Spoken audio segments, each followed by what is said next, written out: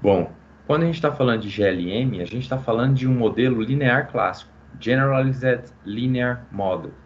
É um modelo linear generalizado. Ele ainda é um modelo linear, mas ele é um modelo linear generalizado. Ele é um modelo linear flexível, mais avançado, no sentido de comportar coisas diferentes do modelo linear clássico. Então, uma das coisas que ele comporta claramente é o fato da variável y não ser normalmente distribuída. Por quê? Vocês já sabem que os valores de abundância não podem seguir valores, não têm valores decimais e eles não existem em valores negativos. Quando isso acontece, vocês sabem que o y potencialmente vai dar trabalho para vocês.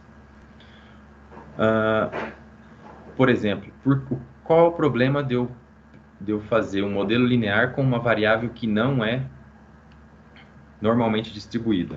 Um dos principais problemas ele ocorre quando vocês estão exatamente próximos de zero. Porque se os dados de vocês estão exatamente próximos de zero, como é esse caso aqui, vocês podem encontrar tendências de valores preditos que não existem, ok? Se vocês estiverem bem distantes de zero, esse problema não é tão intenso. Mas vamos lá. Então, a variável y, se você já sabe que ela não é normalmente distribuída, nem adianta você tentar estimar um modelo de regressão simples com uma distribuição normal, porque ele não vai se ajustar perfeitamente.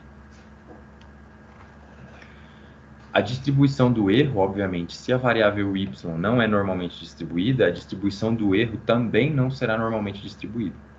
Porque lembre-se, se o modelo passa perfeitamente no meio da nuvem de pontos, o que sobra é o resíduo, e esse resíduo tem que seguir uma tendência normal em torno da linha reta.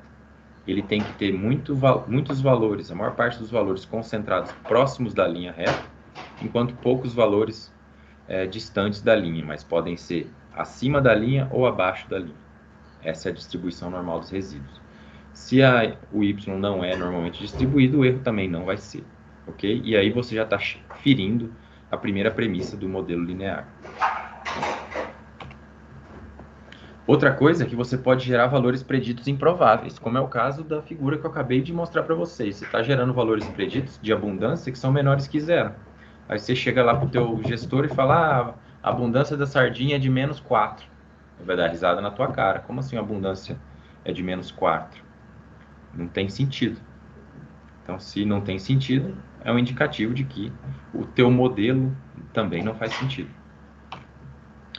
E o GLM ele atua para corrigir essas limitações. Ele flexibiliza essa premissa de distribuição normal dos resíduos e muda a relação entre os preditores. Mais especificamente, ele muda a relação entre a variável resposta e o resto da equação. Então, vamos ver como é que isso funciona. Primeira parte, antes de fazer um GLM, você tem que definir a distribuição da variável resposta y. Antes de começar, pense em que tipo de variável você tem em mãos. Com o tipo de variável que você tem em mãos, você já vai ter uma boa noção se ele vai se encaixar ou não em um modelo de regressão linear clássico. Se você tem dados de abundância, dados de riqueza ou qualquer outro dado que não faça sentido, como a gente discutiu até aqui, é sinal que o modelo linear também não vai fazer sentido. O próximo passo, você tem que definir a parte fixa do modelo. E a parte boa disso é que a parte fixa do modelo é exatamente a mesma. Então, vocês têm um modelo A mais B de X. Alguém levantou a mão aí? Ademar. Ô, professor, é só sobre aquele zero, porque eu sei que ainda não ia o modelo todo, mas se pelo menos eu forçasse o intercepto a passar pelo zero, não ia ter aquele problema dos números negativos, não é? Ou não? Ia ter um problema pior do que isso, Ademar. Você ia fazer aqui, ó. Você está ajustando um modelo cujo intercepto está aqui, ó, em 90, 80 e poucos, 90, certo? Esse é o intercepto estimado a partir do teu modelo. Se você forçasse intercepto zero, aí essa reta aqui passaria com toda a força com toda certeza por zero. Trace uma reta considerando o intercepto zero e veja se o modelo melhora. A reta ia ser mais ou menos assim, ou ela poderia ser assim. Ela não teria um ajuste tão bom. Quando você está forçando o intercepto a zero, você está falando, essa pontinha aqui da equação, da reta, está passando exatamente por aqui, não tira ela daí. O ajuste do teu modelo ia piorar absurdamente. Ok? Ah, entendi. Obrigado, professor. Nada. Você poderia falar assim, ó, uma coisa que eu pensei na hora que você estava falando. Se eu estou predizendo valores negativos, eu vou pegar a partir do primeiro valor negativo e assumir que ele é zero. E vou jogar todos os valores a zero. Aí você vai ter uma reta daqui até aqui, inclinada, com uma inclinação conhecida, e daqui em diante você ia ter a reta toda exatamente na horizontal. Você pode fazer isso, mas você não está utilizando mais um modelo linear, ok? Porque você está mudando a estrutura da parte fixa do teu modelo. Você está assumindo uma estrutura de duas partes. A gente vai ver lá no quinto dia de manhã um pouco mais sobre isso. Mas enfim. Então, a parte boa é que a parte fixa do modelo é A mais B de X. Eu falei que é GLM, Linear Models. Modelos lineares generalizados. Então, a parte fixa, ela não vai mudar. A única coisa que vai mudar é a estrutura do erro e a da variável resposta. Só isso. A parte fixa vai continuar sendo exatamente A mais B de X. O problema é que para fazer essa flexibilização, para mudar essa estrutura de erro e para mudar o ajuste do teu dado e permitir que ele seja melhor ajustado para aquele tipo de dado que você tem, você muda a relação de dependência entre y e x. Nós tínhamos no modelo linear que a equação da reta, vou colocar aqui, y é uma função de a mais b de x. Essa é a estrutura da equação da reta, que está aí no chat. Y é uma função de a mais b de x mais o resíduo que eu não representei. Mas vocês estão vendo que o y, ele é uma função de a mais b de x? O que a gente está falando aqui é que a variável resposta y, ela está ligada ao resto da equação por uma relação direta entre as duas partes. Eu estou vendo que o y é uma função de a mais b de x. Essa relação é direta, de um com o outro. Nós chamamos esse tipo de ligação direta entre esses dois componentes da equação, entre o componente y e entre o componente a mais b de x, como a ligação do tipo identidade. Identidade. Ok? Por quê? Porque o y está diretamente ligado ao resto da tua equação. Agora, quando a gente tem um GLM, essa função de ligação, esse link identity, ou esse link identidade, ele é diferente do link da distribuição normal, do link do modelo linear clássico. Tranquilos até aqui?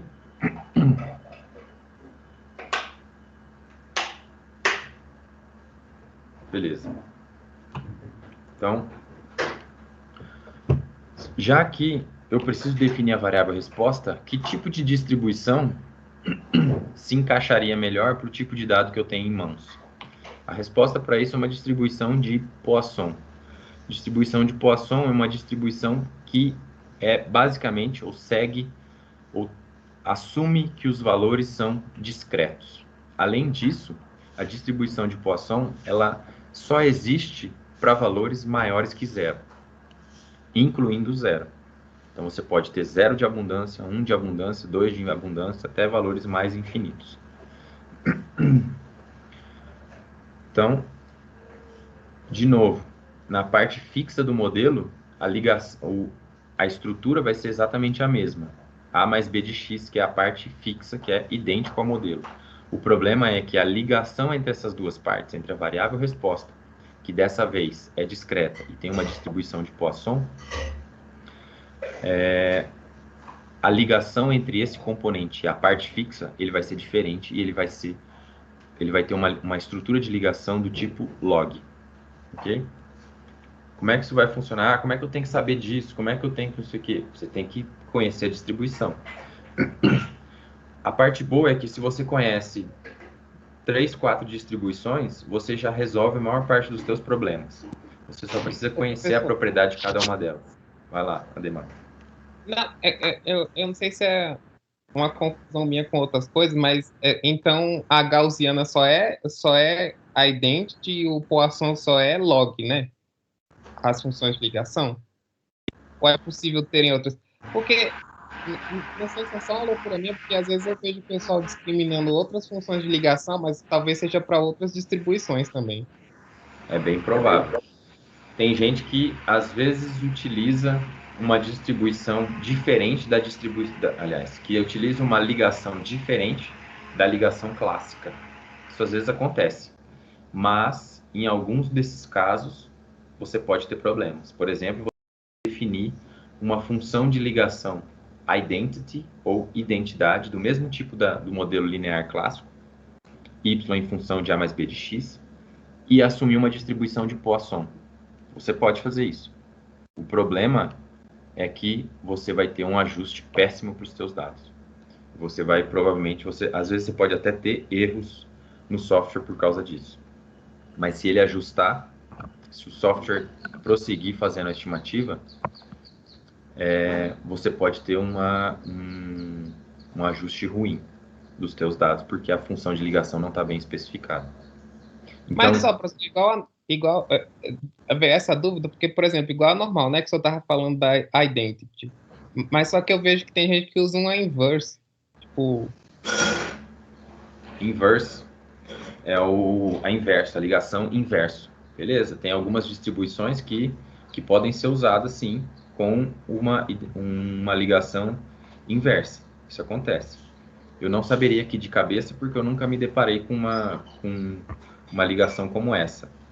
Mas não sei que distribuição poderia ser usada.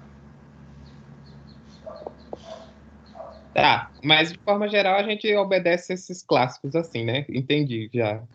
A menos que vocês não tenham clareza suficiente para mudar, eu sugiro que vocês guardem as clássicas. Depois, na hora que chegar na hora de falar um pouco sobre a binomial, a gente pode conversar sobre outras funções de ligação. Mas, por enquanto, quando a gente está falando de Poisson, sigam a clássica que não vai ter erro. Log. Tá bom, que era só uma coisa que me causava confusão, porque além de ter a família de distribuição, ainda, tipo, o pessoal ficava falando que usava um monte de função de ligação diferente, aí você ficava assim, gente, mas não sei a justificativa, porque a galera só põe lá na análise estatística, você fica assim, uai, mas qual o sentido? Porque, É. Às vezes a pessoa só está fazendo isso porque ela não sabe. E ela está fazendo besteira. Mas, enfim. entendi. Obrigado. Beleza.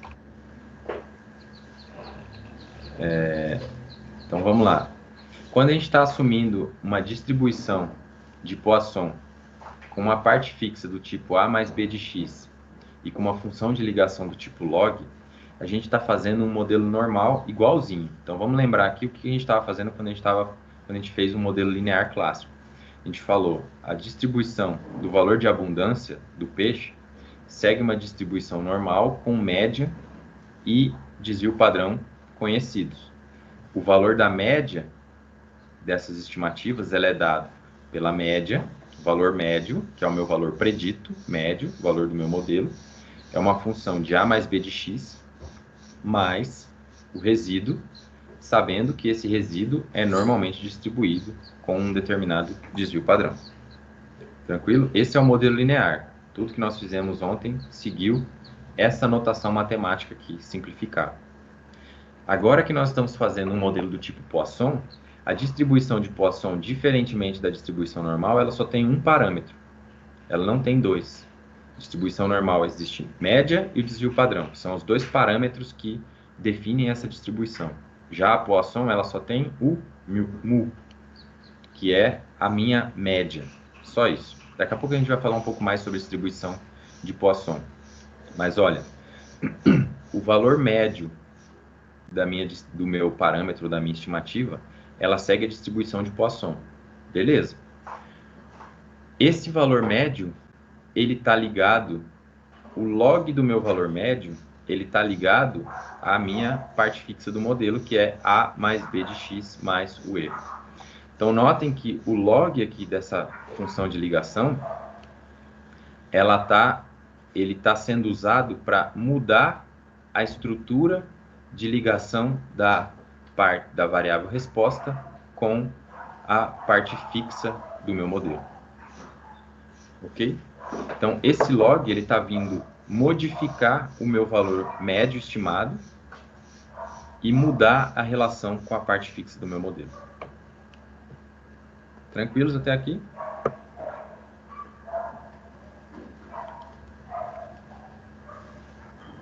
Nesse caso, a ligação alterou foi a variável resposta. Resposta, exatamente.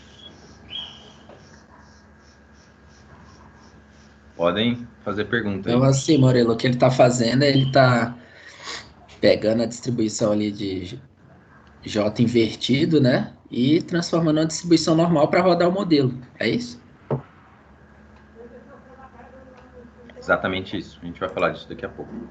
Mas tudo que ele está falando tudo que ele está fazendo, ele está transformando a variável resposta para poder alterar a relação da variável resposta com a parte fixa do modelo. Isso é o que a função de ligação faz. Ele transforma a variável resposta para depois mudar a forma como a variável resposta se liga ao resto do modelo. Murilo, então eu... Desculpa, Eduardo, pode ir. Não, pode falar. Bom dia, Murilo. Eu só queria perguntar uma coisa. Então, se eu aplico essa função do link no modelo, eu não precisaria... Seria uma doble transformação aplicar um log na variável dependente, por exemplo. Eu ainda não falei isso, mas eu ia falar.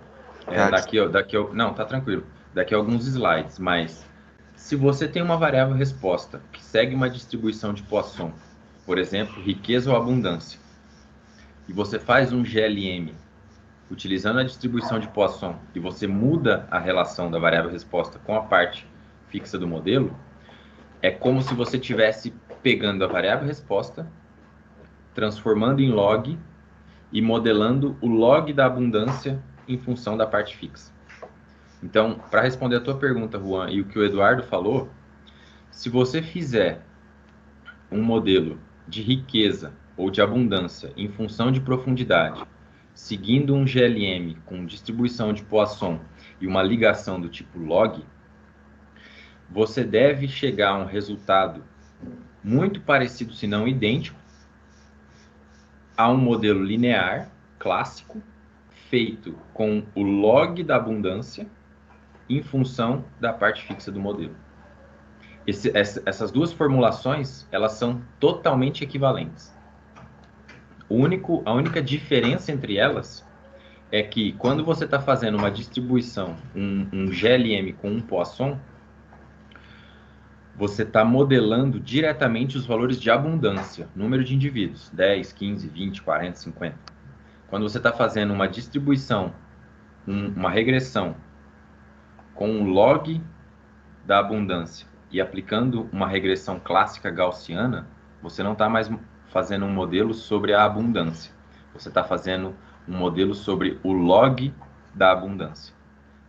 Os parâmetros estimados, eles serão todos em função do log da abundância. E aí você vai ter que interpretar em função do log da abundância. Tá claro isso, Eduardo, Juan? Não, para mim tá claro, eu só... Então, na verdade, o que ele traz de diferente é que no resultado ele te diz uma predição melhor sobre os seus dados originais do que se você fizesse direto fazendo log, é isso? Porque eu ainda não estou vendo a diferença, porque se ele faz o log da mesma forma que eu faria e dá um resultado equivalente... Eu ainda não entendi se a resposta que é o diferencial para eu interpretar. Murilo, então Pera. seria... Desculpa. Pode falar, pode falar. Posso falar? É só uma dúvida, só para reiterar as coisas. Então, seria errado aplicar um log, por exemplo, da abundância, usar um GLM com distribuição Poisson e ainda usar uma função de link de log. Tipo, eu estaria usando 2 vezes o log. Exatamente. Se você está fazendo, eu vou começar pela resposta do Juan. Se você está fazendo um GLM com distribuição de Poisson e você vai pegar esses dados de abundância, transformar em log e depois fazer o GLM Poisson com o log da abundância, você está fazendo essa transformação 2 vezes, porque implicitamente o GLM Poisson ele vai transformar os teus dados em log. Então você está fazendo errado. Você está fazendo em uma escala de log 2 vezes. Aí a pergunta do Eduardo. Então, poxa, mas se não faz tanta diferença, para que eu vou fazer um ou fazer outro? A diferença é os valores preditos, a linha da equação da reta, ela vai ser muito parecida. Muito. A diferença vai estar nos intervalos de confiança e na interpretação que você dá. Quando você está fazendo um modelo com o log da abundância, você está fazendo... Você tem que interpretar em termos de log da abundância. Você não está mais falando de 1, 2, 10 indivíduos. Você está falando de um valor 1.7. 1.7 é o log da abundância. Se você quiser saber a quantos indivíduos corresponde o log da abundância, o log da abundância vai dar... Você vai ter que transformar, que a gente fala back transform, transformar para trás, esse dado, esse log da abundância em um dado de abundância. Mas, se você estiver predizendo valores de log, sei lá, muito negativos, por meio de uma regressão simples, com distribuição normal, você ainda pode estar predizendo valores negativos de abundância.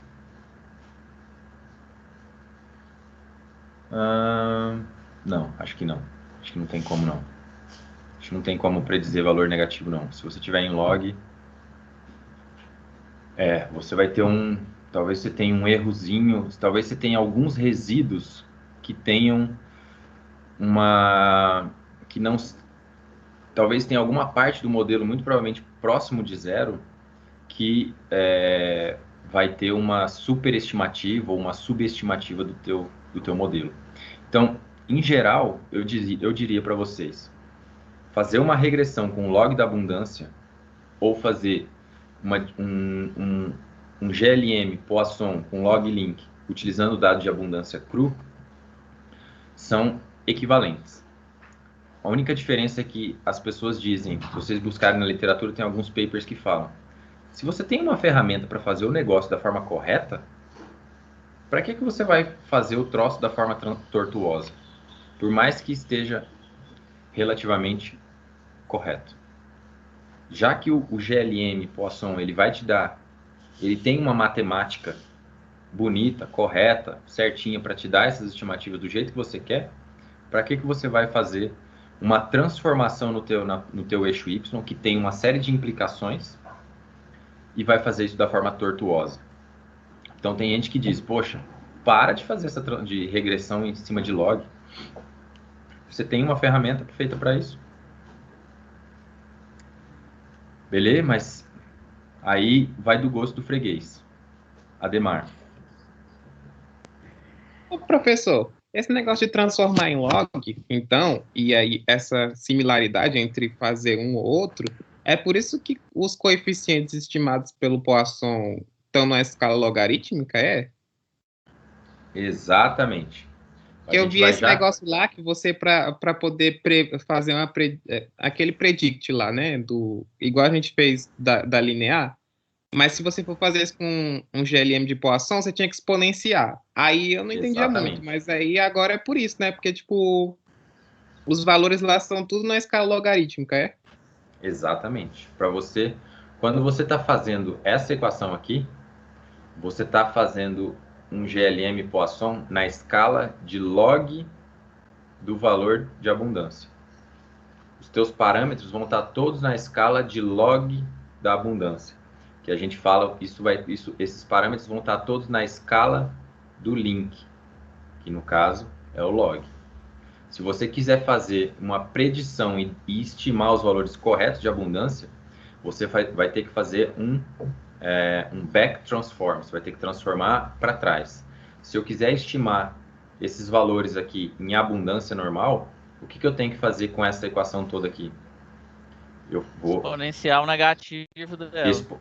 Vou exponenciar a resposta e vou exponenciar a parte fixa do modelo.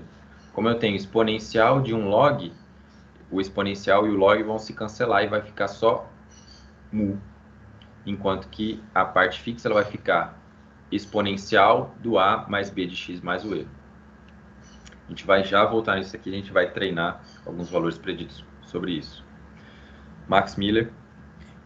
Eu ia falar exatamente isso. Essa fórmula é a fórmula, eu já usei isso para dado, e quando eu usei, ela era a fórmula do exponencial, de uma curva exponencial. Só que nesse caso ela é negativa porque ela está descendo a ladeira, né? Exato. Aí o que vai dizer se ela está descendo a ladeira ou subindo uma rampa é o parâmetro do modelo, o alfa e o beta. Isso aqui vai determinar. Então toda vez que a gente faz um exponencial positivo ou negativo, isso que está usando muito aí na Covid, a gente está fazendo um modelo com distribuição Poisson. Depende. Aí a gente tem Depende.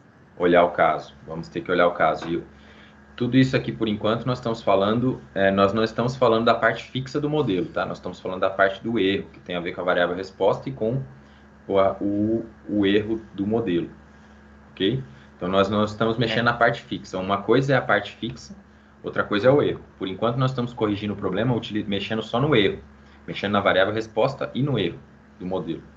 Tá. Na sexta-feira de manhã, a gente vai mostrar como corrigir, como mudar a relação da parte fixa do modelo, ok?